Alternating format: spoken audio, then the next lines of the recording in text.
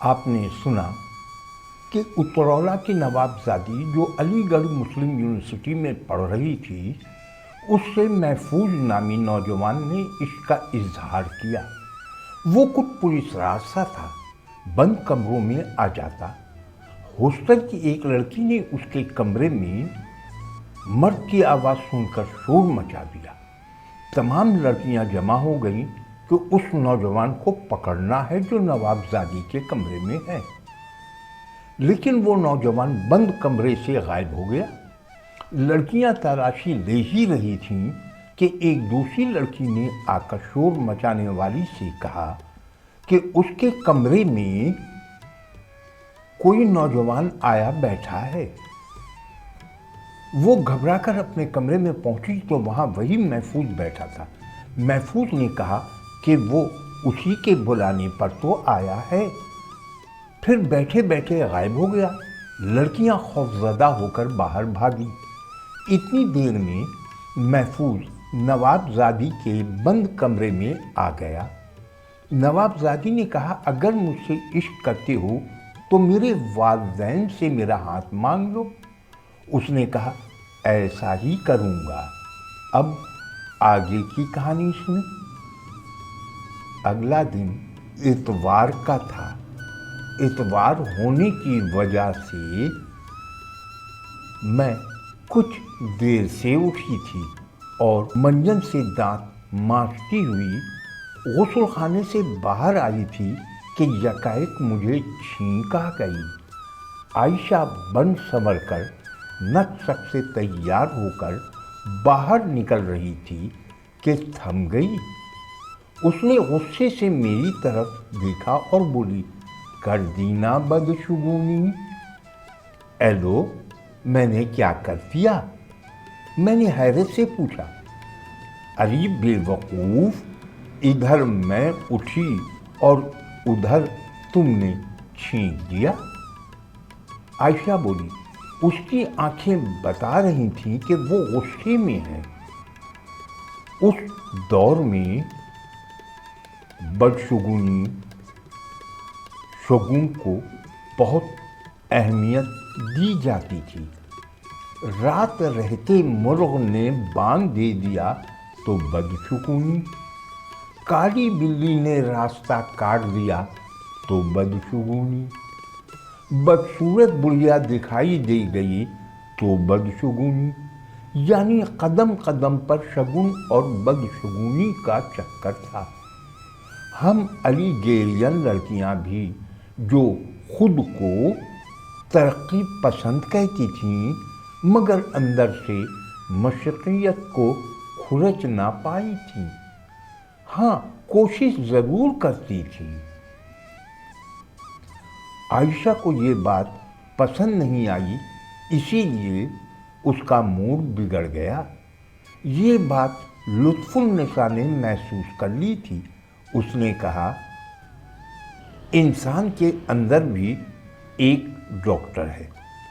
جیسے ہی کسی بیماری کے آثار سر اٹھاتے ہیں، وہ ڈاکٹر جھاڑو لے کر دوڑ پڑتا ہے اور وہ بیماری ناک کے راستے نکل جاتی ہے۔ پر مزاح انداز میں لطف النساء نے وضاحت کی تو میں بھی بول پڑی، اسی لیے تو حکم ہے کہ فوراً الحمدللہ کہو۔ تو آؤ سکھیوں، سب مل کر چھینکیں ماریں۔ لطف النساء کے جملے پر سب وہ کھلکھلا کر ہنس پڑے۔ عین اسی وقت چپڑاسن نے آ کر کہا، اے لو، تم لوگ یہاں جمع ہو اور وہاں ڈھونڈیاں مچی ہے۔ اے بھی، قسم جناب امیر کی، ایک گھڑی تو ٹک کر بیٹھ جایا کرو۔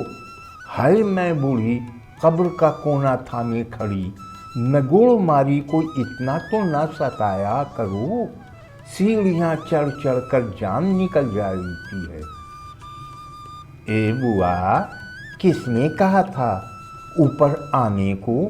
وہیں نیچے کھڑے ہو کر آواز لگا دیتی، اے خدا کی مار بی بی، کیا دیگے کا پانی مر گیا ہے؟ अम्मा बाबा ने यहाँ पढ़ने भेजा है, गंदी बातें करने नहीं। हेलो, इसमें गंदी बातें कहाँ से आ गईं? अरे भाई, क्या मैं जवान नहीं हूँ? बच्ची हूँ, बोलो। लुत्फुन्निसा का अंदाज मसनूई जारहाना था, जैसे वो जवाब नहीं दे रही है, लड़ रही है, और आयशा मुंह दबाकर हंसे जा रही थी। ये सब कुर्ब क़यामत की दलील है। अल्लाह बस अब मौत दे दे, ये सब हमसे नहीं देखा जाता। चपड़ासन ने पेशानी पे हाथ मारकर कहा, वाह बुआ, खूब कही। मैंने कल ही पतली डोरी, वो भी रेशमी खरीदी है, कहो तो निकाल दूं? रेशमी डोरी का क्या करना है? चपरासन बोली, अरे भाई, फांसी लगाकर मर जाना है। मरे मेरे दुश्मन, मैं क्यों हराम मौत मरूं? हाय अल्लाह, कैसा ज़माना आ गया है। सब कुर्ब क़यामत की दलील है। क़यामत तो जब आएगी तब आएगी, मगर ये तो बोलो, तुम कैसे आई? हाय अल्लाह, मैं तो बताना ही भूल गई। हाय, कैसे बताऊं? अब बता भी चुको, बोलो क्या कहना है? आयशा जलकर बोली, बड़ी मनहूस खबर है। मनहूस खबर? कौन सी खबर? अरे वही तार वाला आया बैठा है, जाके ले लो। उसने आयशा की तरफ झुक कर कहा। तार? वो भी चौंक गई। टेलीग्राम किसी बड़ी बात पर ही किया जाता था। यही वजह थी कि सीधी साधी औरतें टेलीग्राम का मतलब मौत की खबर समझती थी। आयशा भी घबरा उठी थी और तकरीबन भागती हुई नीचे पहुंची थी। कुछ देर बाद लौटी तो उसके हाथ में टेलीग्राम था और चेहरे पर मुस्कुराहट। चेहरे की रौनक देखकर हमारी जान में जान आई कि अच्छी खबर है। क्यों भाई, क्या खबर है? मैंने पूछा।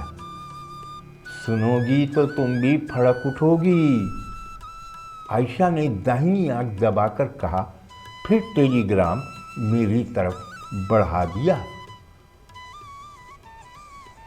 मैंने एक नज़र कागज़ पर डाली, फिर पूछा, अरे ये कौन साहब हैं? मेरे तायाजाद हैं, बैरिस्टर हैं, और सुनते हैं नाक पर मक्खी तक बैठने नहीं देते। तुम्हारी सीट तो कंफर्म रखना थी, इसीलिए मक्खी बैठने नहीं देते थे। अब तुम शौक से बैठना। लुत्फुन्निसा ने जुमला चुस्त किया। घर वालों से ये तो पूछो, इतनी जल्दी भी क्या है? मैंने कहा। गुज़िश्ता बार जब घर गई थी तो सुनने में आया था कि मोहतरम वलायत जाने वाले हैं, मज़ीद कोई डिग्री लेना है। तो क्या बन्नो भी जाएगी? हाँ मुन्नी, बोल बोल। लुत्फुन्निसा रिदम में बोली, वलायत जाती है वलायत वाली। मैं तो उनके घर में बैठकर उनकी अम्मा की जुएं निकालूंगी, पाँव दबाऊंगी, डिग्री जलाकर खाना पकाऊंगी। इल्लल्लाह इल्लल्लाह माशा अल्लाह। आयशा ने नाक फुलाकर जवाब दिया। हाय हाय, निगोड़ मारी को देखो, कैसे पटर पटर बोले जा रही है। सैयद शरीफ घराने की लड़कियां ऐसा नहीं बोलती। मैंने उसकी पीठ पर धप मार कर कहा, फिर कैसे बोलती हैं, जरा बोलकर सुनाओ। आयशा कब पीछे रहने वाली थी, उसने मेरी थोड़ी को 2 उंगलियों से उठाकर कहा, मीठा मीठा बोल रे बालम, मीठा मीठा बोल। मैंने उस दौर का मशहूर गाना लहक लहक कर गाना शुरू कर दिया। और अगर मीठी आवाज़ का जादू सीखना है ना, तो बंगाल जाओ। यूं भी आजकल वहाँ कहत पड़ा हुआ है। लुत्फुन्निसा बोली, ऐ है बंगाल जाऊं? बंगाल जहाँ की औरतें मर्दों को भीड़ बनाकर रख देती हैं।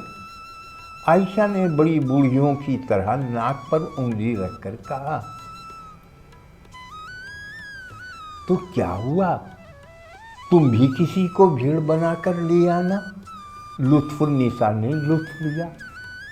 नहीं नहीं, मैं होती तो भीड़ बनाकर लाती नहीं, वहीं रह जाती ताकि शिकार आता रहे आता रहे आता रहे। दरवाजे के सामने से गुजरती हुई सुरैया ने रुक कर कहा। शायद वो गलियारे में खड़ी कनसुनियाँ ले रही थी। हाय नाज, लुत्फुन्निसा ने अपनी थूड़ी पर उंगली रखकर कहा, ये भी कोई बात हुई, शिकार क्या यहाँ नहीं मिलते? बहुत अच्छे भाई, बहुत अच्छे, आयशा और मैंने कोर्स की शक्ल में कहा। ठीक कहा बीबी, यहाँ भी उल्लुओं की कमी नहीं। चलते चलते जरा सा नकाब उलट दो, फिर देखो अपने कदमों की तरफ एक दो नहीं 10-20 दिल पड़े हुए मिल जाएंगे। बस तुम्हें इतनी जहमत करना पड़ेगी कि झुककर कोई एक दिल उठा लिया, बाकी सबको ठोकरों में उड़ा दिया। एक खुश होकर बाकी सब गम व अलम में डूबकर तुम्हारे नाम की माला जपेंगे। सुरैया ने फिर जुमलाबाजी की। ऐ नासपीटियों, तुम पर चमकती कड़कती जुल्फ़कार गिरे मुझ बुढ़िया का मजाक उड़ाती हो, मुंह नहीं टेढ़ा होता। अरे बुआ, वही मैं सोच रही हूँ, आयशा का मुंह टेढ़ा क्यों हो गया? मैंने दाहिनी आंख दबाकर आयशा को देखते हुए कहा। आयशा खड़े खड़े धड़ से जमीन पर गिर गई। कहानी अभी जारी है। बकिया वाक़यात आइंदा वीडियो में मुलाहिज़ा करें।